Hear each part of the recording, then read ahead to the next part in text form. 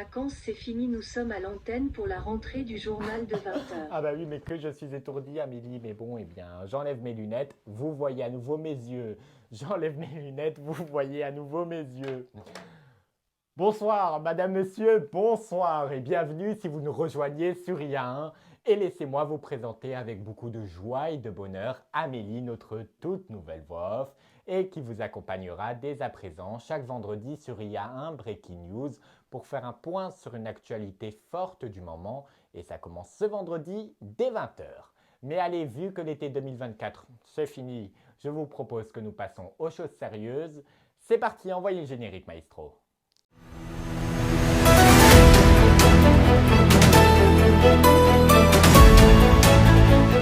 Et voilà, c'est mieux comme ça. Bonsoir et bienvenue à tous. Je suis très heureux de vous retrouver pour débuter ensemble la saison 2 de votre journal de 20h. Je vous propose que nous commençons tout de suite sans plus attendre avec l'essentiel de l'actualité de ce lundi 2 septembre 2024. Et qui sonne officiellement la rentrée des classes. Aujourd'hui, plus de 12 millions d'écoliers ont repris le chemin de l'école avec nul doute beaucoup de stress et d'impatience, mais aussi qui dit rentrée dit nouveautés comme le port de l'uniforme, on vous en a beaucoup parlé ces derniers mois et qui va être encore plus expérimenté dans une centaine d'établissements scolaires de la maternelle au lycée. Au collège à présent, les élèves de 6e et de la 5e vont être répartis dans ce qu'on appelle des groupes de besoins pour les mathématiques et le français pour ainsi pouvoir mieux aider en cas de difficulté des élèves et pour essayer de remonter le niveau dans ces deux matières qui est en baisse depuis quelques années maintenant. Toujours au collège, à compter de la session 2025 du brevet, les épreuves finaux compteront dorénavant à 60% et pour le contrôle continu à 40%. Enfin, dernier changement qui va faire plus plaisir aux parents qu'aux enfants, les téléphones portables déjà interdits dans les salles de classe ne vont plus être utilisés dans les cours de récréation. Cela permettra sans doute un retour à la vie réelle pour nos adolescents. Et permettez-moi de vous souhaiter une très belle rentrée 2024 à toutes et à tous. Cela fait très précisément 48 jours que la France n'a plus de Premier ministre officiel, mais aujourd'hui Emmanuel Macron a continué ses consultations. Il a reçu à l'Élysée plusieurs personnalités politiques comme les deux anciens présidents Nicolas Sarkozy et François Hollande, mais aussi l'ancien locataire de Matignon Bernard Cazeneuve, dont le nom circule depuis quelques jours pour succéder à Gabriel Attal. Emmanuel Macron qui a aussi reçu Xavier Bertrand, le président de la région de France. Est-ce que ce sera l'un des deux qui deviendra le nouveau Premier ministre de la 5e République?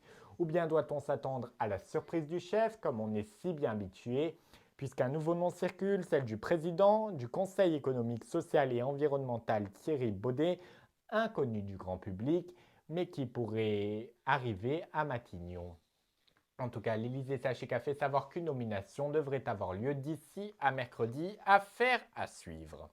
Dans le reste de l'actualité de ce lundi, l'émotion et le choc à Valoris dans les Alpes-Maritimes au lendemain de l'annonce du décès de la petite Camélia, 7 ans, des suites de ses blessures après avoir été sauvagement renversée à moto par un jeune individu en règle, mais qui effectuait un rodéo sauvage au moment des faits. Il a été mis en examen et placé sous contrôle judiciaire. Suite à cette décision, le parquet de Grasse a décidé de faire appel contre la libération du motard.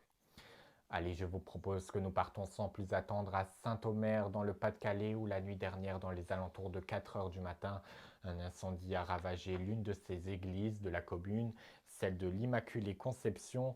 Les dégâts sont considérables, les flammes ont tout ravagé sur leur passage, la toiture et le clocher se sont effondrés. Une centaine de pompiers ont été mobilisés sur place, 57 riverains ont dû être évacués de leur domicile. Pour l'heure, nous ne connaissons pas l'origine de cet incendie. Une enquête a été ouverte pour tenter d'y voir plus clair. Voici les images de l'incendie filmées au moment des faits par des témoins sur place.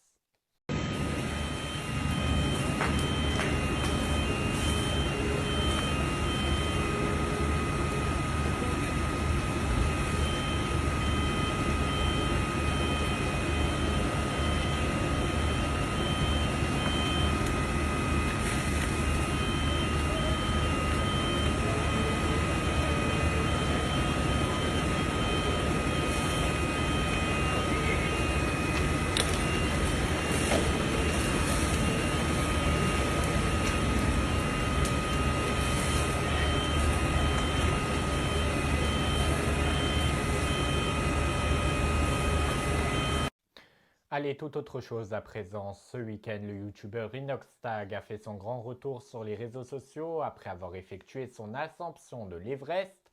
Dans un teaser de 1 minute 20, il a annoncé la sortie d'un documentaire prénommé Kaizen et qui reviendra sur les 1 an de préparation et la montée du plus grand sommet du monde.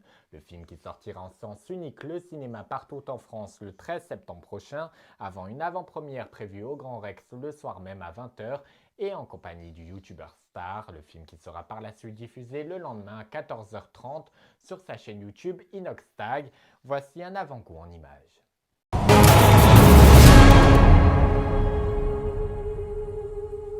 Concernant la billetterie, sachez qu'elle ouvre demain à 17h30 et pour cela rien de plus simple, il suffit de vous rendre sur le site internet mis à disposition pour l'occasion inoxtag-everest.com ou alors tout simplement en flashant le petit QR code qui apparaît sur votre écran. Un conseil, soyez à l'afflux car les billets risquent de se vendre comme des petits pains. Mais si vous n'avez pas eu la chance d'obtenir des billets, vous le savez, ce n'est pas du tout grave. Rendez-vous donc le lendemain à 14h30, donc sur la chaîne YouTube Inoxtag. Comme quoi, hein, quand on croit en nos rêves, tout est possible. Donc croyez en vos rêves et ils se réaliseront, je vous le promets. Eux aussi ont des rêves plein la tête et nous font rêver depuis 5 jours maintenant. Je veux bien sûr parler de l'équipe française paralympique qui nous a impressionnés encore une fois aujourd'hui et en nous ramenant une pluie de médailles à domicile. 4 en or. Le triathlon grand champion avec 2 médailles remportées en ce lundi. La première, c'est Jules Ripstein, vainqueur avec un temps de 1 h 5 minutes et 47 secondes. La seconde médaille en or, c'est Alexis Wankankikan qui lui a fait un score de 58 minutes et 1 seule seconde en triathlon individuel. En badminton simple à présent, Lucas Mazur est sacré champion paralympique face à l'Inde et le joueur Swaz Lalikanker Watidrejei. Et enfin, dernière médaille de la journée, celle en boxia, un sport qui se joue avec de très belles boules, tiens donc, et qui ressemble un peu à la pétanque. La France donc championne avec Aurélie Aubert qui s'est imposée 5-4 face au Singapour. Et c'est ainsi que se termine ce premier journal de la saison.